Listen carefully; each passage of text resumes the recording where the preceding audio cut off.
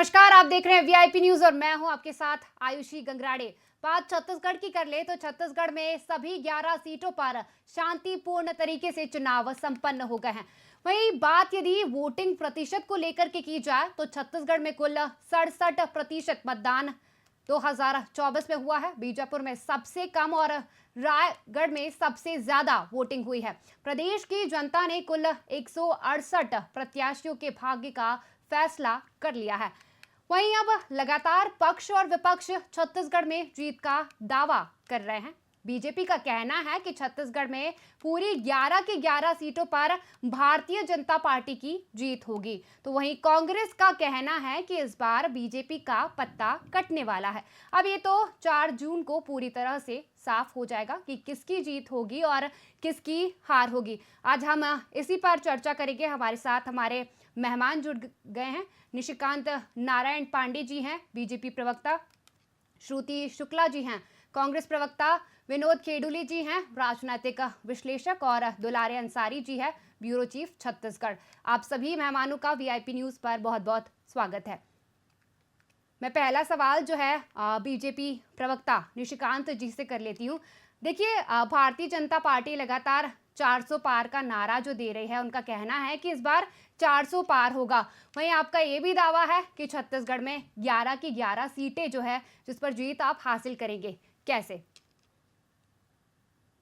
पहले तो आपको नमस्कार और पहले में बैठे सभी प्रबुद्ध जनों को नमस्कार। देखिए, 400 पार का नारा है या 11 से छत्तीसगढ़ की बात कर रहे हैं, ये प्रदेश की जनता और देश की जनता की आवाज है। प्रदेश ने लगातार भारतीय जनता पार्टी का समर्थन किया है, आशीर्वाद दिया है। आप देखे होंगे 2018 के प्रचंड बहुमत के बाद कांग्रेस को 6 महीने में जब चुनाव हुआ तो भारतीय जनता पार्टी को प्रदेश की जनता आशीर्वाद देने से अब प्लॉटिंग चालू हो गई।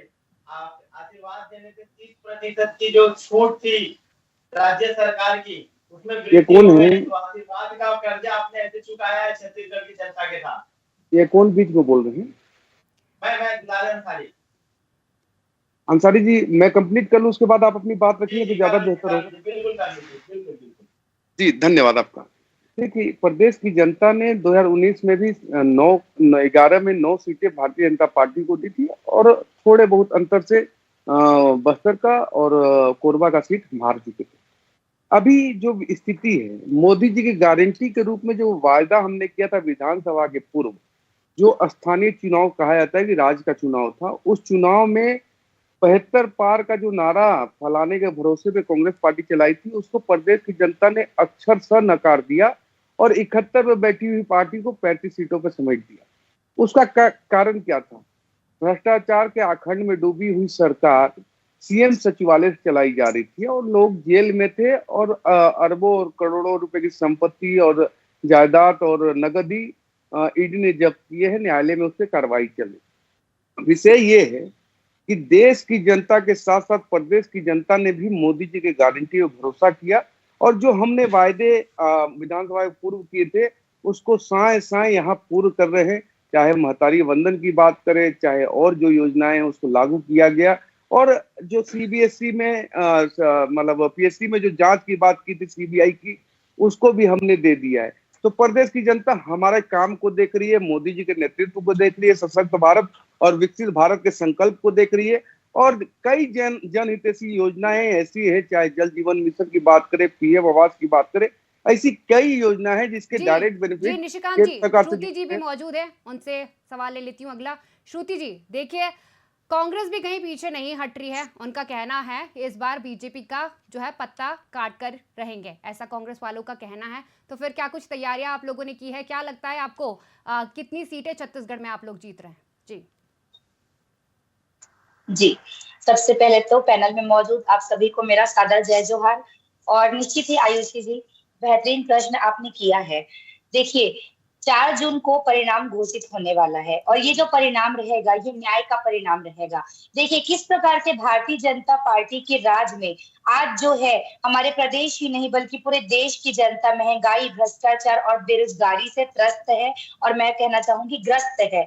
तो इसका जो परिणाम है ये 4 जून को देखने मिलेगा। ये जो बड़े बड़े वादे भारतीय जनता पार्टी के लोग और कार्यकर्ता करते हैं, इस प्रकार के वादे करके जनता को जो बरगलाने का प्रयास करते हैं, आप देखेंगे आयुषी जी कि जिस प्रकार से हमारे छत्तीसगढ़ में भारतीय जनता पार्टी की सरकार बने लगभग इतने महीने हो चुके हैं, 6 महीने होने को है, लेकिन आप देखिए कि इन्होंने जो मोदी की गारंटी के रूप में सरकार बनने के समय इन्होंने जो वादे किए थे अपने मैनिफेस्टो में, इन्होंने जो घोषणाएं डाली थी वो घोषणाएं ही इनकी अभी तक कंप्लीट नहीं हो पाई हैं, इन्होंने पूरी नहीं कर पाई हैं और ये बात श्रुति करती जी है देश घोषणाएं को आपकी भी संवारने की। कंप्लीट नहीं हुई। श्रुति जी घोषणाएं जी आपकी भी कंप्लीट पाँच नहीं हुई। साल से आपने भी आपकी सरकार थी इससे पहले आयुषी मैं पूछ लेता हूँ। जी आयुषी मैं पूछ लेता हूँ, 5 साल पहले आपने शराबबंदी का वादा किया था, वो वादा कहाँ जी गया?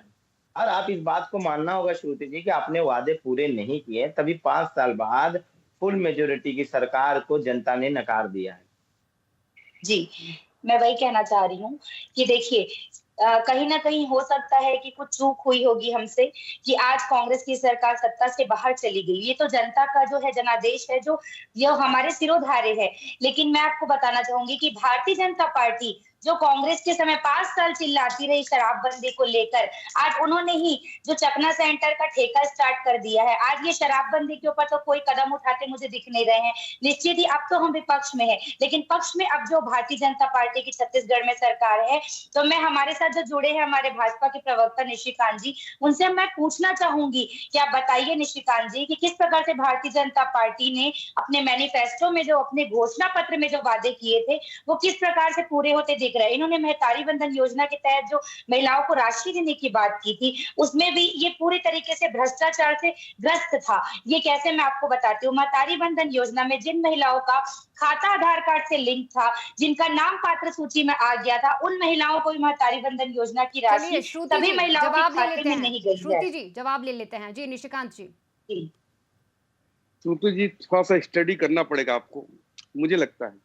अगर आप डिबेट में बैठ के अगर ऐसी बात कर रहे हैं, 70 लाख समथिंग महिलाओं को पैसा हर महीने के 1 तारीख को जा रहा है, महिलाएं खुश हैं, आपके पेट में दर्द इस कारण जनवरी और फरवरी का पैसा नहीं आया निशिकांत जी। जी बिल्कुल ठीक बात कहा आपने। जब से लागू हुआ है तब से ये तीसरा चौथा महीना का चालू हो गया है। हमने कहा था जब लागू करेंगे, चालू किया, साय साय पैसा देना शुरू कर दिया। महत्वपूर्ण विषय क्या है दुलार जी, जो हमारी कांग्रेस के प्रवक्ता ने ये बात रखा, विषय यही है कि आप प्रदेश की जनता की आंखों में धूल नहीं झोंक सकते। जो वायदा खिलाफी की बात आप कह रही हैं श्रुति जी, शराबबंदी ही नहीं, बेरोजगारी भत्ता ही नहीं, नियमितीकरण, और ये जो महतारी बंधन की हम बात कर रहे हैं ना, आपने 2018 के मैनिफेस्टो में डाला था, वृद्धा पेंशन विधवा पेंशन भी डाला था, सिंचाई का रकबा दुगना करेंगे वो भी डाला था। तो ये तमाम विषय ही भूली बिसरी कहानी हो गई है। नई बात पे आते हैं कि जो भारतीय जनता पार्टी ने मोदी जी की गारंटी के रूप में दिया था, कौन सी गारंटी पूरी नहीं हो रही, जरा आप बताएंगे मुझे। महतारी बंधन की हमने बात कही थी, महतारी बंधन का जा रहा है। पीएम आवास की बात कही थी, हस्ताक्षर हो गया, एलोकेशन जैसे ही नया आएगा उसको जोड़ के सीधा बनाना शुरू करेंगे। आप जो जो बातें कह रही है और हमने जो जो बातें कही थी प्रदेश की जनता से, 3100 रुपए धान खरीदने की बात कही थी, 21 क्विंटल हमने किया उसको। आपने 4 किस्तों में दिया, हमने 1 किस्त में साय साय कर दिया सारी चीजें। तो विषय यही है कि प्रदेश की जनता देख रही है कि कौन उनके हित के साथ खड़ा हुआ है। बात मात्र इतना है कि लगातार भ्रष्टाचार के सिंडिकेट में जुड़ी हुई कांग्रेस पार्टी भूपेश दाऊ जी के नेतृत्व में 10 जनपद के एटीएम के रूप में काम कर रही थी, लेकिन प्रदेश का युवा यहाँ निर्वस्त हो रहा था। चिंता इस बात की नहीं थी। जब नियमितीकरण के नाम पे आप लोग यहाँ प्रदेश में सरकार बनाए थे, जब आंदोलन कर, मैं आपको बताना चाहूंगी, आप धरातल में जाकर देख लीजिए कि महतारी बंधन योजना की राशि प्रत्येक महिला के खाते में गई है कि नहीं। चूंकि मैं खुद एक महिला हूँ, मैं आपको बताती हूँ कि ये भारतीय जनता पार्टी का कितना बड़ा स्कैम था। Please let me complete first. आप जो बोल रहे हैं धरातल पे, मैं हेलीकॉप्टर में बिल्कुल नहीं बैठा हूँ, धरातल पे ही हूँ और देख रहा हूँ और जमीन का ही कार्य करता हूँ, जमीन पे ही काम करता हूँ। आप बस्तर से उठा के सरगुजा तक की बात कीजिए हमसे, मैं आपको वहां का पूरा एग्जैक्ट आपको आंकड़ा दूंगा कि क्या स्थिति कहाँ कैसे है। राजनांदगांव की आप लोग बात करती है ना, 2 लाख प्लस से भारतीय जनता पार्टी वहां विजय श्री प्राप्त करी है। बस्तर 1 लाख के ऊपर की है। सारी लीड आपको बता सकता हूं मैं, लेकिन मैं चाहता हूं कि 4 दुर्ग तारीख को दुर्ग बता आपको दीजिए, दुर्ग भी बता दीजिए, दुर्ग बता दीजिए, कांकेर बता दीजिए, कोरबा बता 3.5 दीजिए। 3.5 दुर्ग, दुर्ग 3.5 कहीं ना दुर्ग। कहीं ये बड़े भारतीय चैनल जनता पे बोल रहे हैं, पार्टी का नेशनल पे अति बोल रहे हैं, पूरा देश आत्मविश्वास देख और रहा है। अहंकार अत्यात्म बोल बस रहा है। श्रुति जी अहंकार नहीं। अति हम लोग जब आत्मविश्वास और श्रुति जी अहंकार 10 बोल रहा है। सेकंड लूंगा, निशिकांत जी, श्रुति जी एक 10 मिनट, सेकंड मैं लूंगा, आप 10 पहले मेरी सेकंड, बात सुनिए। 10 सेकंड, बस 10 सेकंड लूंगा। ये अहंकार नहीं है, जमीन पे जो काम करता है ना तो उसको पता चलता है। बूथ से रिपोर्ट आते हैं, जब मतदान होता है ना तो बूथ पे कितने वोटर गए, कितने आपके वोटर थे, आपके कार्यकर्ता जब वहां रहेंगे तो आपको भी जानकारी और आंकड़ा मिलेगा। आपके कार्यकर्ता नहीं है तो आपको आंकड़ा मिलता नहीं है, और उसके बाद ईवीएम को लूटते हो आप। ऐसा नहीं है, आप सरकारी संस्थानों पे भरोसा नहीं करते हैं, लेकिन देश की जनता इस बात को मानती है, इसीलिए 67% जो वोटिंग हुआ है 1.5% बढ़ के हुआ है। इसका भी आकलन कीजिए। विषय ये नहीं है। प्रदेश से पूरा कांग्रेस पार्टी साफ हो रही है, और देश में तो 400 पार का जो संकल्प है उसको देश की जनता ने अपने कंधों पे उठा रखा है। सूत्री जी, जी अब आप निशिकांत अपनी जी, बात रखिए। मैं 400 पार की बात आप कर रहे हैं तो 400 पार ही क्यों? जरूरी नहीं है 400 सीट लाना जीत हासिल करने के लिए। वहीं इस पर कांग्रेस हमेशा प्रहार करती हुई नजर आती है कि 400 पार आप इसलिए कह रहे हैं क्योंकि आपको संविधान में बदलाव करना है। देखिए, संविधान में बदलाव करना होता तो 350 भी हमारे पास पर्याप्त थे। इनके पास जब इन्होंने संविधान की आत्मा में जब बदलाव किया था 300 नहीं थी इनके पास, इन्होंने कर दिया, आत्मा के साथ बदलाव किया, छेड़छाड़ किया। 350 भी पर्याप्त है। प्रदेश की जनता और देश की जनता को मूर्ख बनाना बंद कीजिए। संविधान में परिवर्तन करने की आवश्यकता नहीं है। रही बात आरक्षण की, बात आप लोग करते हैं, एक सवाल मात्र है मेरा कांग्रेस पार्टी के सभी नेताओं से। जामिया मिलिया, अलीगढ़ और कश्मीर में किस कालखंड में, किसके कारण, किसने और क्यों एसटी एससी ओबीसी का आरक्षण समाप्त किया, इसका जवाब दे दे। मैं समझ जाऊंगा कांग्रेस पार्टी कितनी आरक्षण के पक्षधर है और विरोधी है। जी श्रुति जी। जी, सबसे पहले तो मैं हमारे भाई निशिकांत जी को बताना चाहूंगी कि वे धरातल पर जाके देखेंगे, क्योंकि मैं खुद एक महिला हूं।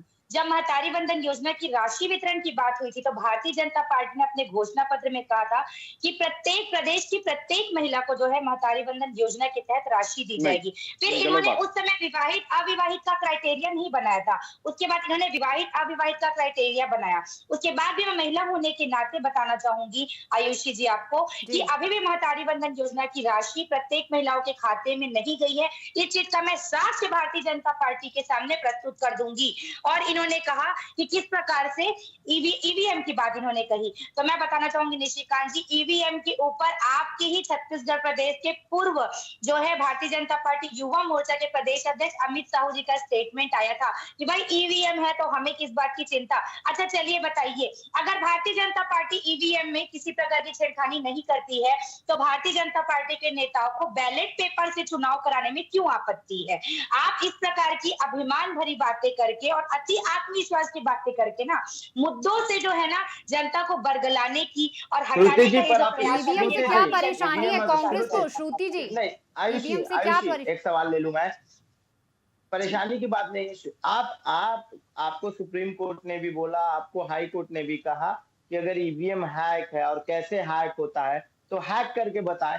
तब आप हैक बोलते हैं, पर हैक कैसे होता है ये आप क्यों नहीं बताते देश की जनता को? जी, एक सवाल मेरा वही सवाल मैं लेना चाह रही थी। आप ईवीएम का नाम लेते हैं, ईवीएम कैसे हैक है? निशिकांत जी का सवाल जोड़ लेता हूं। देखिए निशिकांत जी, श्रुति जी 10 सेकंड बस, एक सवाल मेरा भी ले लीजिए। अगर ईवीएम हैक है तो क्या भूपेश दाव और 35 विधायक आपके बेंगलोर की, कर्नाटक की सरकार और हिमाचल की सरकार इस्तीफा देगी और उससे ईवीएम से जीती हुई सरकार से बाहर आएगी और कहेगी कि ईवीएम ठीक नहीं है तो हम शपथ क्यों लिए, गलती हो गया हमसे, माफी मांगते हैं, या ईवीएम ठीक है तो माफी मांग लीजिए? ये दोनों परिस्थितियों को देखिए निशिकांत जी, जो भारतीय जनता पार्टी है ना, ये छल कपट से चुनाव लड़ती है। श्रुति जी, ये देश का सवाल है, देश की जनता का सवाल है। सबसे अहम सवाल ये बन जाता है कि जब आप ये बोलते हैं ईवीएम हैक है तो सारा जनता ये जानना चाहता है कि ईवीएम हैक कैसे होता है। जरा हमें भी बताएं, जरा देश की जनता को भी आप बताने की कस करे कि ईवीएम हैक है, या फिर आप ये मान ले कि ईवीएम हैक नहीं है, जिन मुद्दों पे कांग्रेस को चुनाव लड़ना है उन मुद्दों पे कांग्रेस चुनाव नहीं लड़ रही है। आप मंदिर के नाम पे घिर रहे हैं, आप मुसलमानों के नाम पे घिर रहे हैं, आप डेमोग्राफी जो बढ़ रही है, जो जनसंख्या बढ़ रही है मुसलमानों की, उसके नाम पे घिर रहे हैं, आप कोयले घोटाले के नाम पे घिर रहे हैं, आप शराब घोटाले के नाम पे घिर रहे हैं। तो ये जो दाग कांग्रेस के दामन में लग रहे हैं, ये दागों के बारे में क्या कहना है कांग्रेस का? कांग्रेस अंसारी विकास के जी, मुद्दों पे क्यों नहीं बात कर रही है? यही है जी, मैं वही बोलना चाह रही हूँ आयुषी जी, अंसारी जी और हमारे भाई निशिकांत जी, कि भारतीय जनता पार्टी का एक ही एजेंडा है कि जो इनसे जुड़ा है वो दूध का धुला है। अगर वो कांग्रेस में है या किसी दूसरी विपक्षी पार्टी में है तो बस उससे बड़ा जो है क्रिमिनल आदमी तो कोई हो ही नहीं सकता। अगर वो क्रिमिनल है भी तो वो भारतीय जनता पार्टी में जाकर बिल्कुल दूध सा धुल जाएगा, गंगा जल सा साफ सुथरा हो जाएगा। इस प्रकार से नरेंद्र मोदी जी जो है दिखाना चाह रहे हैं, प्रस्तुत करना चाह रहे हैं। मैं आपको बताना चाहूंगी कि भारतीय जनता पार्टी के नेता दूध के धुले हैं क्या? इन्होंने कभी कोई अपराध और क्राइम नहीं किया, लेकिन नहीं, ये जानबूझकर सिर्फ अपना जो है एक तरफा राजनीति चलाने के लिए ये विपक्ष के नेताओं को इस तरीके से टॉर्चर करने का प्रयास करते हैं। और रही बात अंसारी जी ईवीएम की, अगर ठीक है ईवीएम हैक नहीं होता है, ठीक है कांग्रेस ने बोला ईवीएम हैक होता है, ठीक है मान लेते ईवीएम हैक नहीं होता है, तो भारतीय जनता पार्टी के लोग जो है इन्हें बैलेट पेपर से चुनाव कराने में इतनी आपत्ति क्यों होती है? क्यों इनको इतनी परेशानी है बैलेट पेपर से चुनाव कराने में? और जो तीसरी बात है हमारे भाई निशिकांत जी ने कही कि राजनांदगांव लोकसभा सीट पर, तो मैं उस पर अपनी विशेष टिप्पणी करना चाहूंगी क्योंकि मैं राजनांदगांव लोकसभा की ही वोटर हूं। मैं आप सभी को बताना चाहूंगी कि राजनांदगांव लोकसभा से संतोष पांडे 5 साल निष्क्रिय रहने वाले सांसद हैं। आप किस हिसाब से बोलते हैं कि वो 2 लाख के ऊपर से चुनाव जीत कर आ जाएंगे?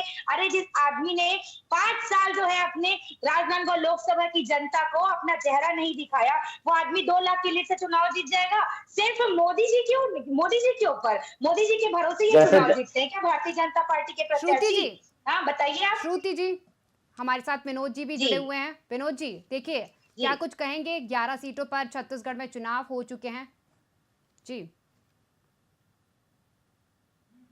विनोद जी जी, विनोद जी सुन पा रहे हैं आप मुझे? आवाज आ रहा है? जी हाँ आवाज आ रहा है जी विनोद जी। आयुषी जी, मैं निशिकांत जी को भी सुन रहा था, श्रुति जी को भी सुन रहा था। तो सबसे पहले तो मैं श्रुति जी को ये बताना चाहूंगा कि आपने महातारी वंदन की बात की, तो महातारी वंदन का एक चीज आपको मैं क्लियर कर देता हूँ। महातारी वंदन एक ऐसा है जो अब एक एग्जाम्पल दिया जा रहा है। उड़ीसा में जो चुनाव हो रहा है, उड़ीसा में महातारी वंदन का एक एग्जाम्पल दिया जा रहा है। आपको एक चीज मैं बताऊंगा कि रायपुर ही क्षेत्र में 3 लाख फॉर्म भरे गए थे, 3 लाख फॉर्म, जिसमें से मात्र 500 फॉर्म रिजेक्ट हुए। पास डाटा है, मैं डाटा लेके बात कर रहा हूँ। 3 लाख फॉर्म में 500 फॉर्म, क्यों? क्योंकि उनका पैसा बकायदा सबका पैसा आ रहा है। रही बात तो मातारियों का खर्चा 1000 रुपए में चल जाएगा, आप ये कहना चाहते हैं? देखिए 1000 क्या मेरा कहने का आप ये कहना चाहते हैं कि पैसा दुलारी मिल जी, रहा है दुलारी तो जी, बीजेपी को दें? दुलारी जी पहले विनोद जी को कंप्लीट कर लेने दीजिए, आपके पास में आऊंगी जी। देखिए एक चीज है, उन्होंने बोला था, उन्होंने अपना वादा पूरा कंप्लीट किया। जो उन्होंने बोला था वो अपने वादे पे पूरा कंप्लीट किया, इसमें कोई शक नहीं है। लेकिन मैं आता हूं बीजेपी के पास। लेकिन बीजेपी वालों ने कहीं ना कहीं, आप एक चीज बताइए, आपके मैनिफेस्टो में शराबबंदी नहीं था, मैं मानता हूं शराबबंदी नहीं था, लेकिन क्या आपको इतनी ज्यादा जल्दी पड़ गई कि आपको अहाता खोलना पड़ गया? निशिकांत जी मेरे को बताया, क्या अहाता क्यों खोलना पड़ गया? मतलब आप क्या एसी में बैठ के लोगों को छत्तीसगढ़, वैसे ही छत्तीसगढ़ तो टॉप लेवल पे है, छत्तीसगढ़ तो नंबर 1 पे लेवल पे है दारू पिलाने में, शराब पीने में, तो आप और एसी में बैठ के और कितने लोगों को शराबी बनाना चाहते हैं? मतलब ऐसा क्या जरूरत पड़ेगी कि आप सीधा मतलब आपको पता, एक मिनट निशिकांत जी, 1 मिनट, अहाता का टेंडर कितने में जा रहा है? विनोद जी देखिए, जवाब ले लेती हूँ मैं फटाफट जी। निशिकांत जी जवाब दे दीजिए।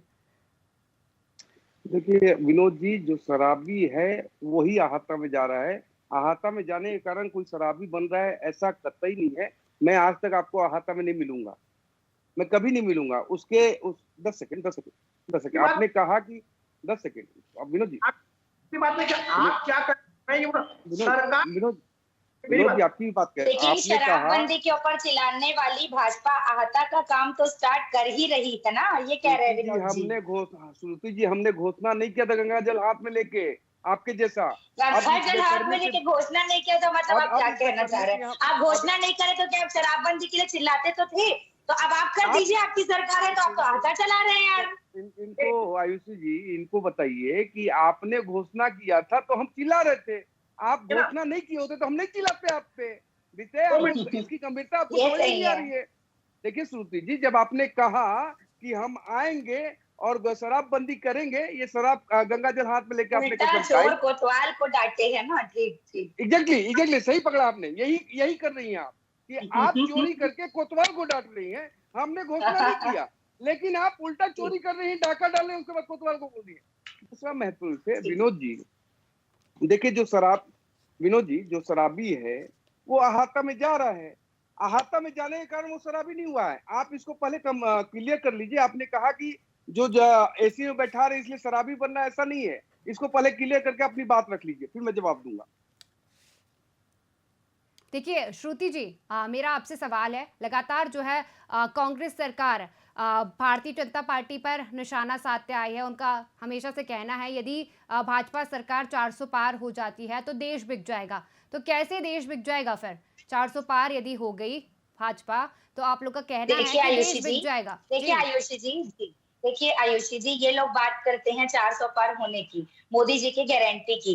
आज जब ये 400 पार हुए नहीं है तब तो ये इस तरीके की हरकत जो देश में करे, देश को बांटने का प्रयास कर रहे हैं। कभी धर्म के नाम पे, कभी मंदिर के नाम पे, कभी मस्जिद के नाम पे, कभी और किसी चीज के नाम से देश में अच्छा, शांति भंग कांग्रेस करने का ये सरकार लोग नहीं प्रयास कर रही कर है रहे हैं। धर्म के अब ये नाम कहीं पर ना कहीं लोगों को बांटने का काम? बिल्कुल भी नहीं, बिल्कुल भी नहीं अच्छा, तो आयुषी मतलब जी। आप हिंदू धर्म की मुस्लिम राजनीति सिख नहीं ईसाई करते आपस हैं? में है, भाई भाई के नारे पर जो है कांग्रेस पार्टी विश्वास करती है। धर्म के नाम पे राजनीति नहीं करती। भगवान हमारी आस्था का केंद्र है, भगवान हमारे व्यापार या हमारी राजनीति का केंद्र कतई नहीं है। भारतीय जनता पार्टी 400 पार का नारा देती है, 400 पार में तो ये आ ही नहीं सकती है। और अगर ये लोग बात करते हैं संविधान बदलने की, बात करते हैं, कभी ये धर्म को लेके जो है देश की जनता को बरगलाने का प्रयास करते हैं, तो निश्चित ही अगर आने वाले समय में भारतीय जनता पार्टी फिर से अगर इन्हें सत्ता मिलती है तो आप सोच सकती हैं कि जो देश का हाल है वो क्या होगा। जी निशिकांत आयुषी जी। जी मैं कुछ बात करूं। देखिए उन्होंने कहा कि धर्म के आधार पर कांग्रेस राजनीति नहीं करती। कांग्रेस का उदयपन जो हुआ है 1943 के बाद बंटवारे से, मतलब धर्म के आधार पे देश में बंटवारा जी, किया गया, बिल्कुल। खून खराबा किया गया, लाखों लोग मारे गए, लाखों लोग विस्थापित हुए। निशिकांत जी, दूसरा, निशिकांत जी, दस निशिकांत जी, सेकंड, दुलार जी 10 निशिकांत सेकंड। जी, निशिकांत जी, जी बोल दुलारी जी। लीजिए, आप बोल लीजिए निशिकांत जी। हाँ, निशिकांत जी मैं एक ये बात बोल बता दीजिए, विजय शर्मा का ये कहना कि 50% की मुसलमानों में वृद्धि हुई है, क्या ये स्टेटमेंट दो भागों में देश को नहीं बांट रहा है? एक तरफ आपने मुसलमान को खड़ा कर दिया और एक तरफ आपने बहुसंख्यक वर्ग को खड़ा कर दिया है और मुसलमानों के नाम से डराए जा रहे हैं, जबकि देश में प्रधानमंत्री हिंदू, देश में गृह मंत्री हिंदू। तो इस तरीके के बयान को भाजपा किस तरीके से देखती है? नहीं, अगर देश में अगर जनसंख्या विस्फोट हुआ है और 50% मुसलमानों का जनसंख्या वृद्धि दिखा रहा है तो वही बोलेंगे। उसमें हम क्या बोल दें? आप क्या चाहते हैं कि हम क्या बोले उसमें? अगर 50% बढ़ा नहीं, है और हिंदू जनगणना का कहाँ हुई 7% घटा है है तो हम निशिकांत जी? जनगणना कहाँ हुई है? बता रहा हूँ आयुषी जी, ये आंकड़े 1947 से अब तक के। अगर जनगणना नहीं हुई है तो डेमोग्राफी चेंज कैसे हो गया कांग्रेस कश्मीर का? जनगणना नहीं हुई तो बंगाल का डेमोग्राफी चेंज कैसे हुआ? जनगणना नहीं हुई तो केरल और तमिलनाडु का डेमोग्राफी चेंज कैसे हुआ? तो मतलब आप बात कह रहे हैं जनगणना की तो हुई है? जरूरत है ना, आप कह रहे हैं 2019 में अरे तो कोविड भी चल रहा था। जनगणना हुई है? आप कह रहे हैं कि मतलब जनगणना हुई है? नहीं, मैं क्या बोल रहा हूँ आप समझ ही नहीं रहे मैं क्या बोलना चाह रहा हूँ। मैं बोल रहा हूँ कि ये आंकड़े कब से कब तक के हैं।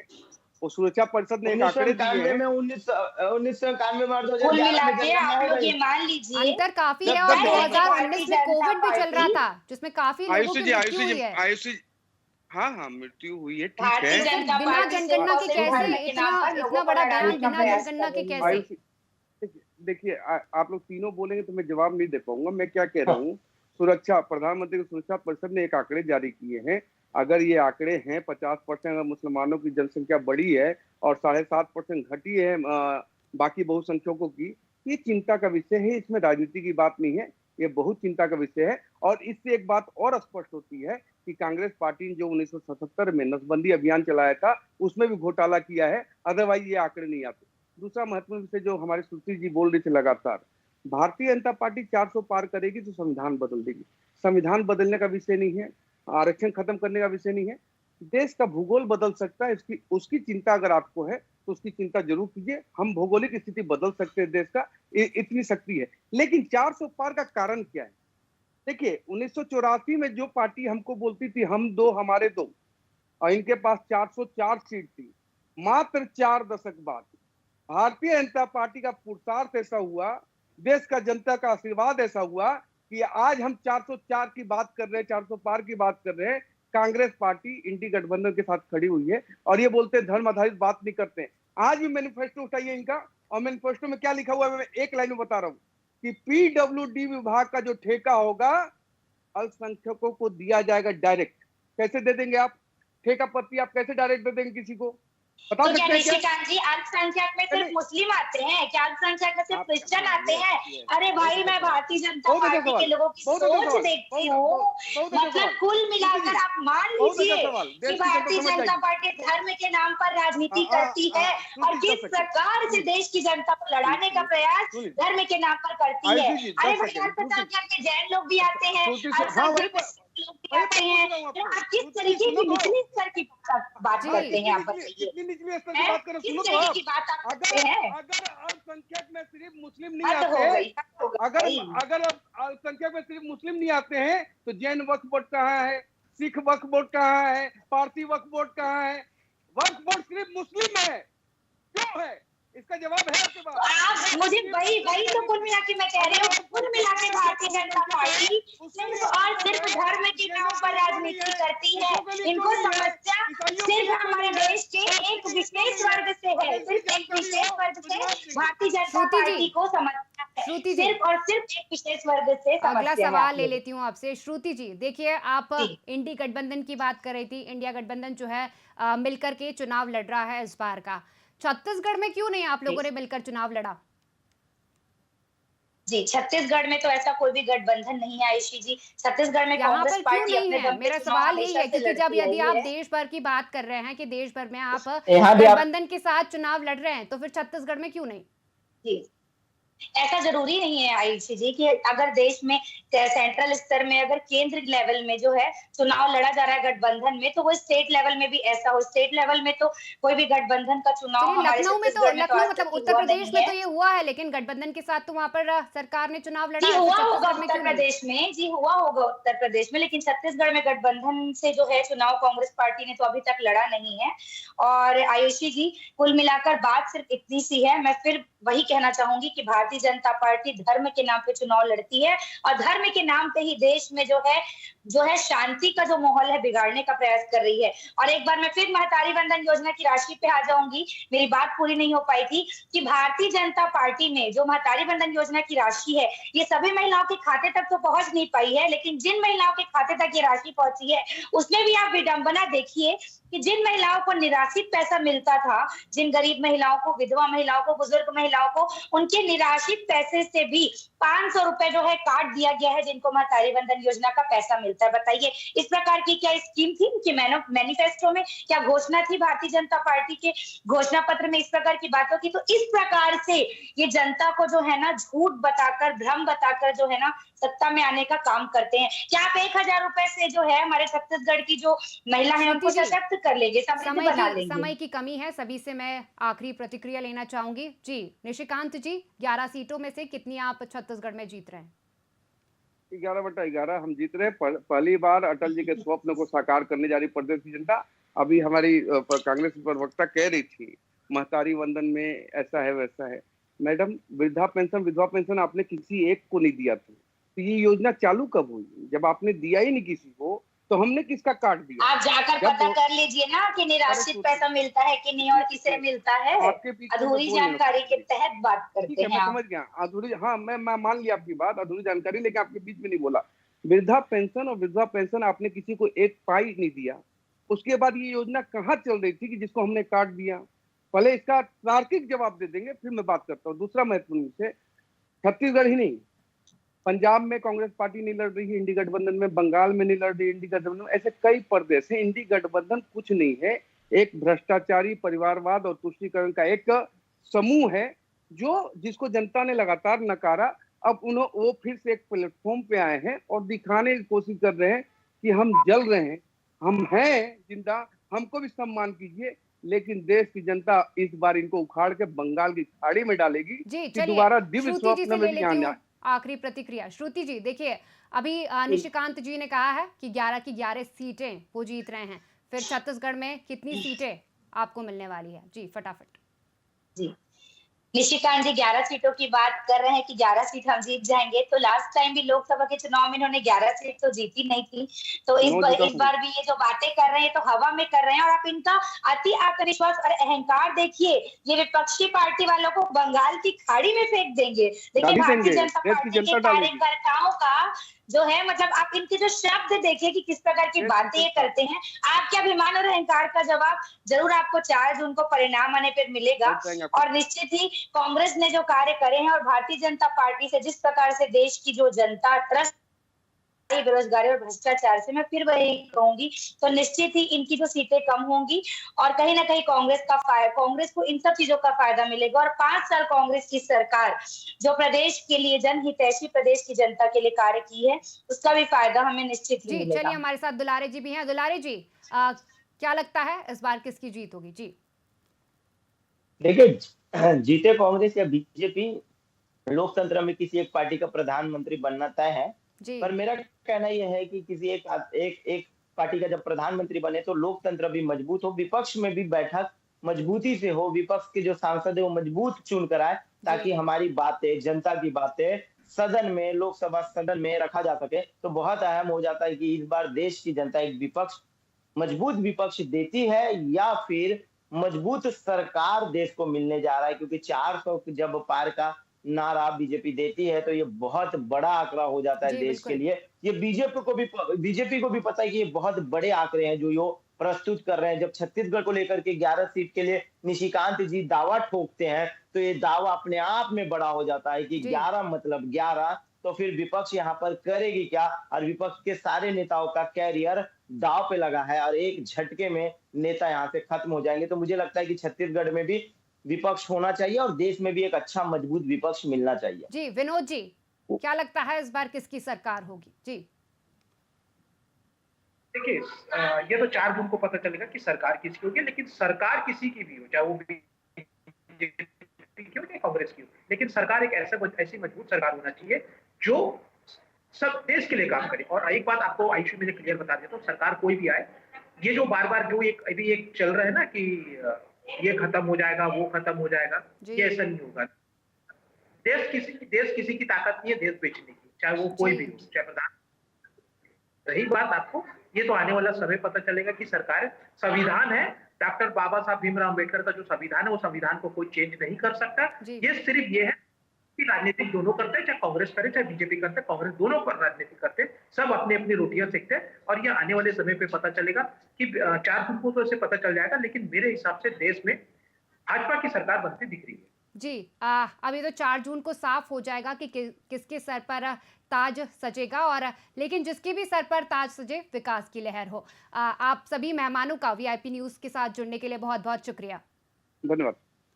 लगातार जो है लोकसभा चुनाव को लेकर के प्रचार प्रसार किया जा रहा था, तो वहीं अब लगातार लोकसभा चुनाव को लेकर के पक्ष और विपक्ष जीत के दावे कर रही है। अभी तो 4 जून को साफ हो जाएगा कि किसके सर पर ताज सजेगा, कौन प्रधानमंत्री बनेगा और किसका राज जो है 2024 में होगा। फिलहाल की इस चर्चा में इतना ही। बने रहिए वीआईपी न्यूज़ के साथ। नमस्कार।